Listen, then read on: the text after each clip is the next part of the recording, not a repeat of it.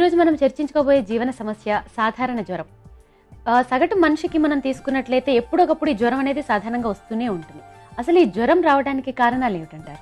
జ్వరం అన్నది సాధారణ జ్వరం లాంటిది కొన్ని ఉంటాయి, కానీ రకరకాల కారణాల వల్ల జ్వరాలు వస్తాయి. అందులో ఏంటంటే మలేరియా అని, టైఫాయిడ్ అని, అంటే ఏంటంటే కొన్ని ఇన్ఫెక్షన్లు శరీరంలోకి ప్రవేశించినప్పుడు, మలేరియా క్రిమి ప్రవేశించినప్పుడు, ఇలాగే బ్యాక్టీరియా ఏంటంటే మనకి టైఫాయిడ్ కలిగించే బ్యాక్టీరియా ఉంటుంది, అది శరీరంలోకి వచ్చినప్పుడు కానీ, ట్యూబర్క్లోసిస్ అంటే టీబీ ఉన్నప్పుడు కానీ, లేకపోతే ఇంకా కొన్ని యూరినరీ ఇన్ఫెక్షన్స్ ఉన్నప్పుడు, లంగ్స్లో ఇన్ఫెక్షన్స్ ఉన్నప్పుడు, ఇలా శరీరంలో ఎక్కడ ఏ ఇన్ఫెక్షన్ వచ్చినా సరే మనకి వెంటనే వ్యక్తమయ్యేటువంటి లక్షణం ఏంటంటే జ్వరం అన్నమాట.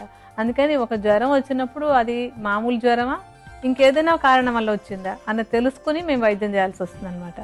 మరి ఈ సాధారణ జ్వర నివారణకు ఆయుర్వేద ఔషధం ఏ విధంగా తయారు చేసుకోవాలో వివరిస్తారండి? ఇప్పుడు మనం తయారు చేసుకోబోయే ఔషధానికి మనం మొట్టమొదట తీసుకునే మూలిక గుడూచి.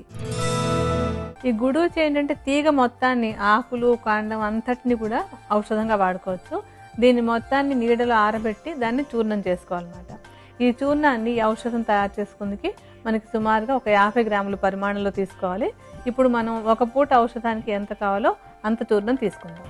ఇప్పుడు మనం తీసుకోబోయేటువంటి మరొక మూలిక పేరు కిరాత తిక్త. ఇప్పుడు ఇక్కడ ఔషధానికి ఎంత కావాలో అంత మాత్రం తీసుకుందాం. తర్వాత తీసుకోబోయేటువంటి మరొక మూలిక సొంఠి.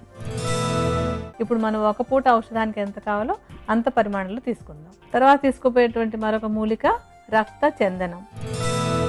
ఇప్పుడు ఒక పూట ఔషధానికి ఎంత కావాలో అంత చందనాన్ని తీసుకుందాం. మనకి ఔషధం తయారు చేసుకోవడానికి కావాల్సిన మూలికలన్నీ సిద్ధంగా ఉన్నాయి. ఇప్పుడు వీటన్నిటిని బాగా కలుపుకుందాం.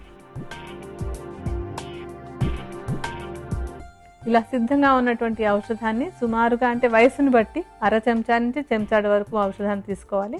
ఈ ఔషధాన్ని తేనెతో కలిపి కానీ, లేకపోతే కొంచెం గోరువెచ్చటి నీటితో కానీ ఉదయం ఒకసారి, మధ్యాహ్నం ఒకసారి, సాయంత్రం ఒకసారి తీసుకుంటున్నట్టయితే కనుక జ్వరం చాలా తేలిగ్గా తగ్గిపోతుంది అనమాట.